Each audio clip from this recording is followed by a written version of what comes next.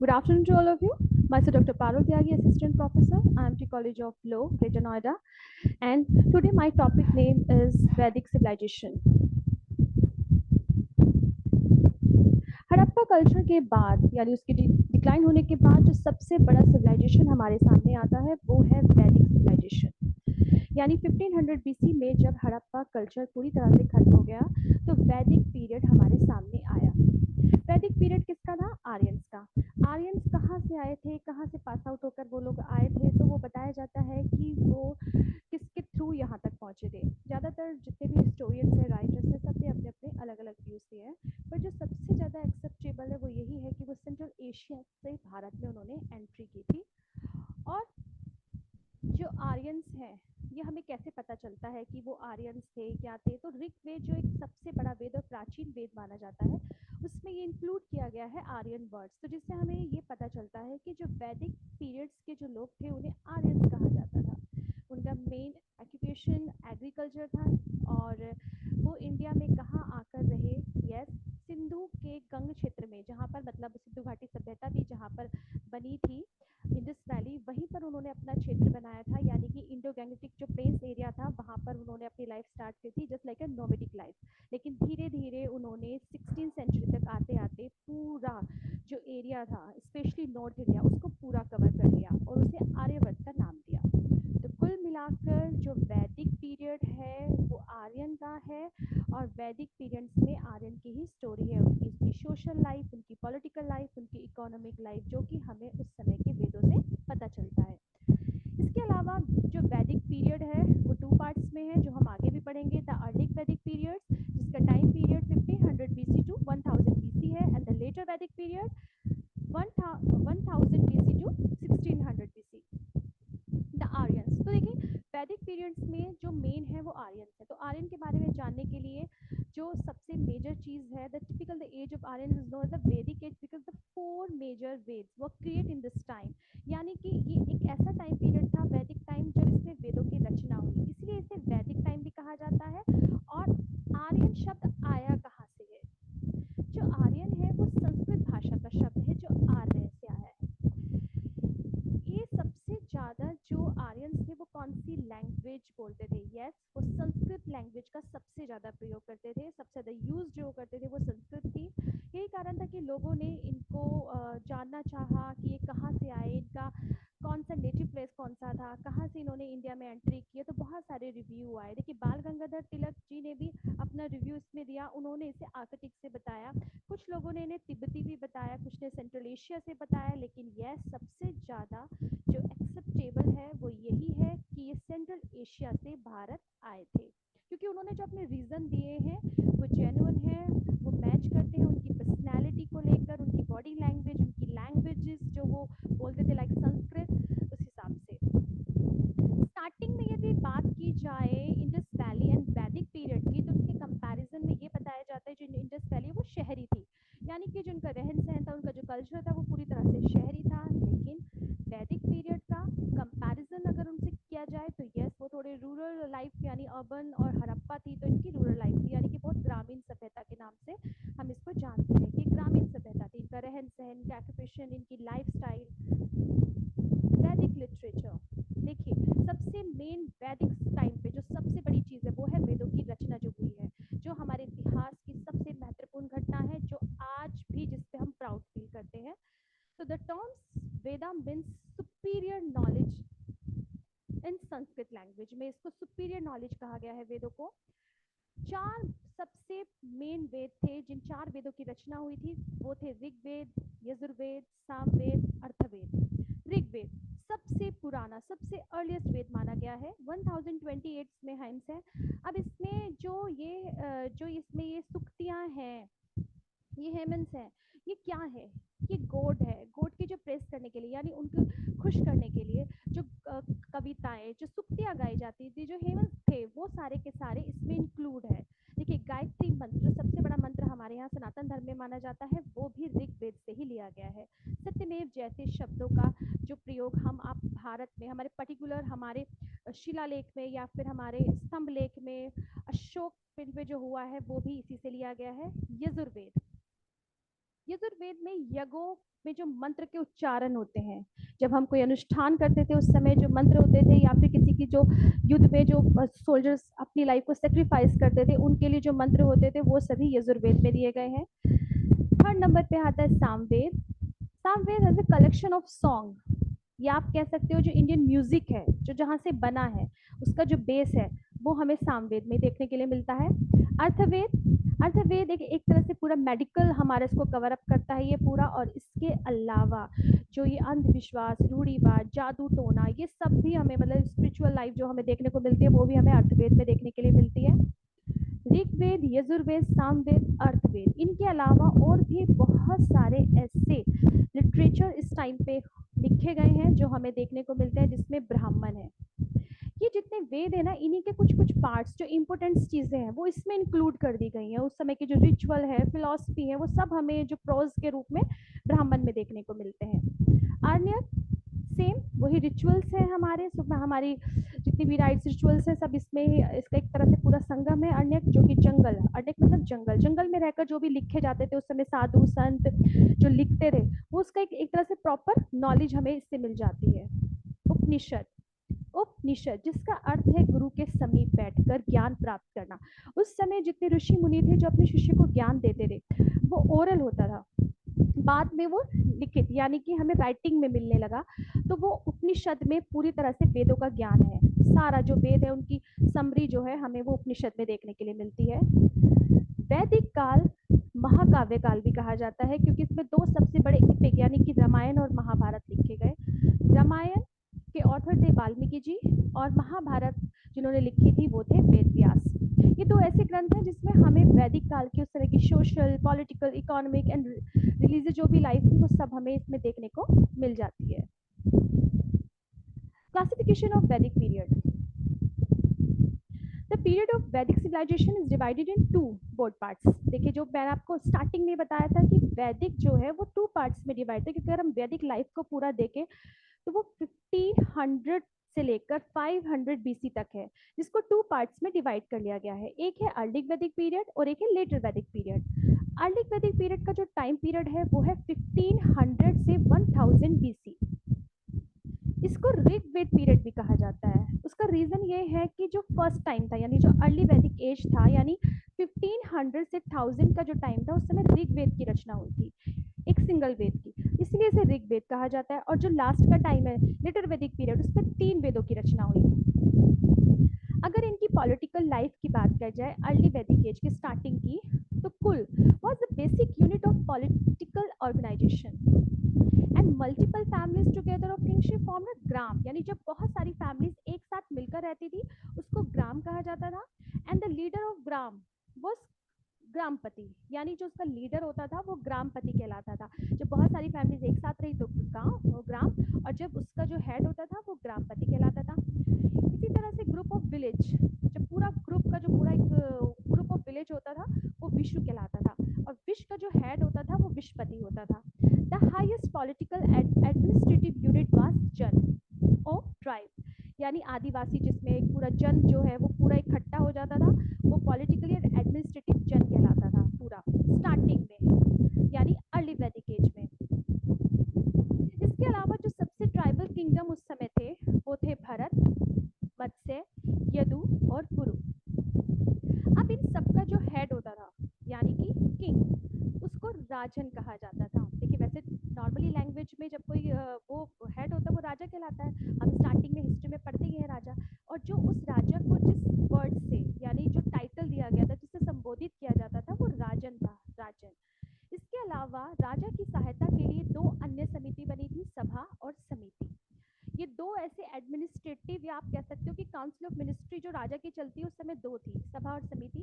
सभा में उस समय बड़े एल्डर लोगों को, जो बड़े लोग होते थे, जो बुजुर्ग लोग होते थे गांव के या फिर आपके पूरे सभा के, उन लोगों को, आपके पूरे जन के, उनको इसमें रखा जाता था क्योंकि वो उनका मानना था जो बुजुर्ग लोग हैं उनकी सलाह हमेशा अच्छी होती है। सेकेंड वो समिति मानते थे जिसमें जनरल असेंबली के लोग आते थे। तो कुल मिलाकर इन बहुत पावरफुल थे। अर्ली वैदिक एज में सभा और समिति का बहुत ज़्यादा महत्व था, इतना महत्व कि राजा अकेले कोई डिसीजन नहीं ले सकता था, उसके हर डिसीजन में सभा और समिति की सहमति जरूरी यानी दोनों ही इम्पोर्टेंट थे। एक चीज़ और यहाँ पर मैं बताना चाहूँगी कि अर्ली वैदिक एज में ये कंपल्सरी नहीं था कि राजा का बेटा ही राजा बनेगा। यदि राजा का बेटा योग्य नहीं है तो वो राजा नहीं बनेगा, और जो योग्य व्यक्ति है उसी को राजा बनाया जाता था। लेटर वैदिक एज में काफ़ी सारे चेंजेस हमें देखने को मिलते हैं। जितने भी लार्ज किंगडम थे उन्होंने धीरे धीरे बहुत सारे छोटे किंगडम्स को अपने में इंक्लूड कर लिया और महाजनपद और राष्ट्रीय कहलाए गए। इसके बाद उनकी पावर में भी थोड़ी सी उन्होंने अपने आप को पावरफुल बनाया। इतना ही नहीं, उन्होंने सारे अधिकार अपने पास ले लिए, यानी कि कानून बनाने, कानून को लागू करने और कानून का उल्लंघन करने वालों को दंड देने का पूरा प्रावधान उन्होंने अपने पास रखा। सारी अथॉरिटी इनके पास थी और अपने आप को सुपर पावरफुल दिखाने के लिए इन्होंने रासु यज्ञ, अश्वमेध यज्ञ और वाजपेयी यज्ञ ये भी स्टार्ट कर दिए थे ताकि ये अपने आप को और पावरफुल दिखा सके। इन्होंने बहुत सारे टाइटल भी लिए, एकाटक, सम्राट, इसके अलावा राजविजनन। तो इन्होंने बहुत सारे टाइटल भी अपने आप को खुद ही टाइटल दिए। ये सिर्फ और सिर्फ अपनी पावर दिखाने के लिए था। इन सब के भी अलावा सबसे इम्पोर्टेंट जो इनकी पॉलिटिकल लाइफ हमें चेंज देखने को मिली वो ये थी सभा और समिति, जो बहुत इंपॉर्टेंट पार्ट थे। जो काउंसिल ऑफ मिनिस्ट्री में सबसे इम्पोर्टेंट पार्ट थे उन्हीं को हटा दिया गया। मतलब हटाने से मतलब है उनका वजूद तो था लेकिन वो थी तो, बट उनका कोई वजूद नहीं था। मतलब ऐसे किसी भी पॉलिटिकल डिसीजन में अब उनकी राय कोई मायने नहीं रखती थी। राजा ही सर्वोपरि था, जो वो क्या कहेगा वही होगा। यानी कुल मिलाकर ये नाम मात्र की संस्था रह गई थी। सोसाइटी इन वैदिक सिविलाइजेशन इन अर्ली वैदिक एज में कैसी थी? देखिए, अगर सोसाइटी की बात की जाए वैदिक एज में तो हमें बहुत अच्छी सोसाइटी देखने के लिए मिलती है। सबसे पहले आता है वर्ण सिस्टम। इस समय 4 वर्ण थे, यानी जो पूरी सोसाइटी थी उसको 4 पार्ट्स में डिवाइड किया गया था, ब्राह्मण, क्षत्रिय, वैश्य और शूद्र। यानी कि जो बहुत योग्य होते थे, जो पढ़ने लिखने में होशियार होते थे, वो ब्राह्मण कहलाते थे। जो पठन पाठन का कार्य करते थे, टीचिंग का कार्य करते थे, या फिर पुरोहित होते थे, पंडित होते थे, वो सारे ब्राह्मण वर्ग में आते थे। दूसरा, जो स्ट्रांग होते थे फिजिकली, वो सारे क्षत्रिय होते थे। इसके अलावा जो दिमाग के बहुत तेज होते थे, जो नाप तोल आय व्यय का बहुत अच्छे से हिसाब किताब कर सकते थे, वो वैश्य। और जो किसी भी कार्य को ना करने में सक्षम था, वो अन्य 3 वर्गों की सेवा करता था, वो शूद्र कहलाता था। यानी डिवाइडेशन जो था वो आपका कर्म प्रधान था, ना कि आपका जन्म प्रधान। यानी आपके जो एक्ट है वही आपका वर्ण डिसाइड करेंगे। इसके अलावा the basic unit of society उस समय ग्राम ही थी और फैमिली, और जैसे कि पहले ही बताया था, जो ग्राम का जो हेड होता था वो ग्रामपति कहलाता था। इस समय सबसे बड़ी जो चीज देखने को मिली थी वो मात्र और पितृ दोनों ही प्रधान थे। यानी फैमिली का जो हेड था वो मैन भी हो सकती थी और विमेन भी हो सकता था।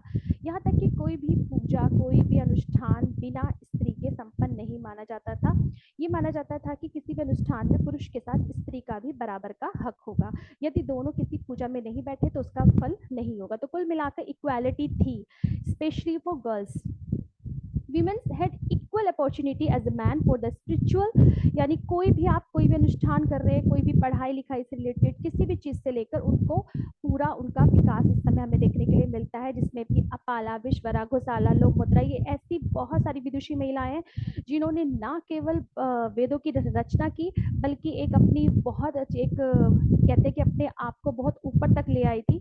और ये जो डेवलपमेंट है हमें वो केवल और केवल अर्ली वैदिक एज में देखने के लिए मिलता है, जो हमें लेटर में वैदिक एज में देखने के लिए नहीं मिलता। नो चाइल्ड मैरिज, नो सती सिस्टम, सोशल डिवाइडेशन बहुत अच्छा था। कुल मिलाकर यदि अर्ली वैदिक एज की बात की जाए, उस समय की सोसाइटी की बात की जाए तो बहुत अच्छी थी, अप्रिशिएट करने लायक थी।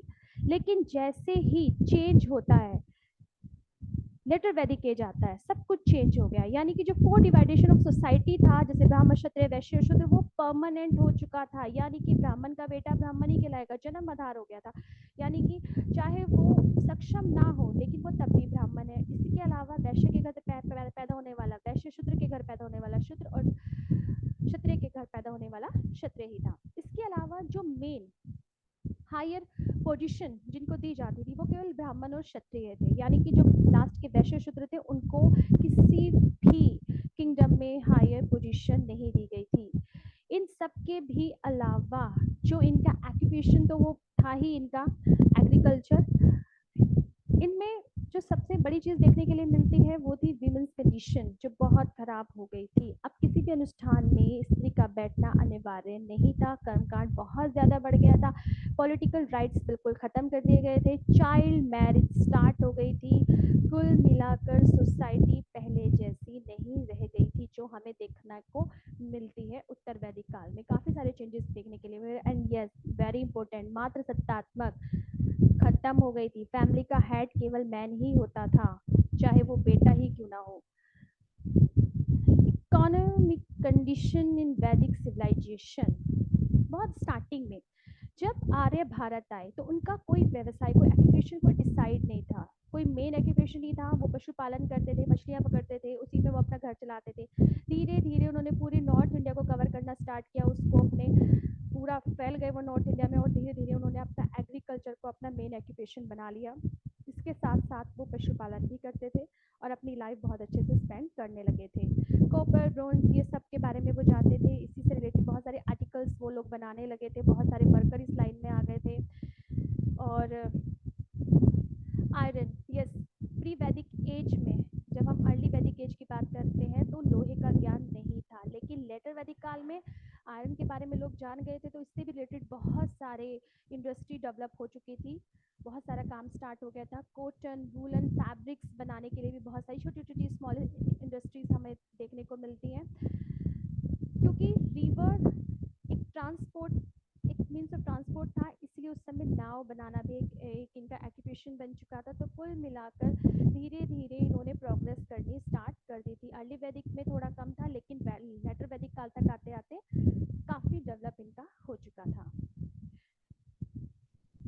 इनका जो ट्रेड था, या जैसे कोई भी वस्तु खरीदते थे, तो उस समय जो इनके पास कोई भी रुपया, मतलब जो आप कह सकते हो कि एक जो कॉइन होता है, वो कॉइन इनके पास नहीं था। उस समय वस्तु विनिमय था, यानी एक्सचेंज ऑफर था। बट बड़ी बड़ी डील के लिए बाद में निष्क, जो कि गोल्ड कॉइन था, उसका यूज़ किया जाने लगा था। इन लोगों को बहुत सारा इन्होंने धीरे धीरे इन्होंने खोजना स्टार्ट किया, इन्होंने फॉरेस्ट क्लीन करने स्टार्ट किए, छोटी छोटी इंडस्ट्री इन्होंने बनाई। और इन सब के भी अलावा इन्होंने बहुत, पहले क्या होता था, केवल आंतरिक व्यापार होता था, यानी सिर्फ इनसाइड ही ये लोग जाते थे, लेकिन उसके बाद आउटसाइड भी जाना स्टार्ट कर दिया इन्होंने। फॉरेन कंट्री से भी रिलेशन स्टार्ट कर दिया, जिसमें कि सबसे मेन बेबीलोन है, जिसके साथ ये लोग अपने रिश्ते बनाते थे। निष्क, ततामाना, कृष्णाला, ये करके बहुत सारे कॉइन्स भी आ गए थे, यानी ये सिल्वर एंड गोल्ड कॉइन के साथ भी ये लोग डील करने लगे थे। लेकिन फिर भी वही है कि छोटी छोटी चीज़ों के लिए एक्सचेंज, जो मीडिया ऑफ एक्सचेंज था, वो वस्तु विनिमय ही था। रिलीजियन इन वैदिक पीरियड, स्टार्टिंग में आर्यंस जो थे वो नेचुरल फोर्सेस को बहुत ज़्यादा अप्रिशिएट करते थे। एक डर भी था, एप्रिशिएशन भी था। कुल मिलाकर ये अर्थ, फायर, विंड, रेन, थंडर और पर्सनिफाइंग, मतलब इन सब चीज़ों को बहुत ज़्यादा ये लोग अप्रिशिएट करते थे, उनको मानते थे, बहुत ज़्यादा उनकी प्रेस करते थे, उनकी पूजा करते थे। इनके अलावा पृथ्वी, अग्नि, वायु, वरुणा, इंद्र, बहुत सारे ऐसे बहुत सारी चीज़ें थी जिनकी ये पूजा करते थे। स्पेशली जो इनका मेन गॉड था वो इंद्र था। इंद्र इनका इष्ट देव था, उसकी पूजा बड़े पैमाने पे की जाती थी। वरुणा था, फीमेल गॉड में अदिति और उषा को ये लोग बहुत मानते थे। इस समय की जो सबसे बड़ी बात है अर्ली वैदिक एज की, कि उस समय कोई भी टेम्पल नहीं था और ना ही कोई आइडल वर्शिप, यानी कोई मूर्ति पूजा भी नहीं होती थी, कोई मंदिर भी नहीं था। ये केवल इसलिए प्रे करते थे क्योंकि इनको लगता था कि प्रे करने से इनके जो गॉड हैं, जो इनके भगवान है, वो खुश हो जाएंगे और इनको रिवॉर्ड देंगे।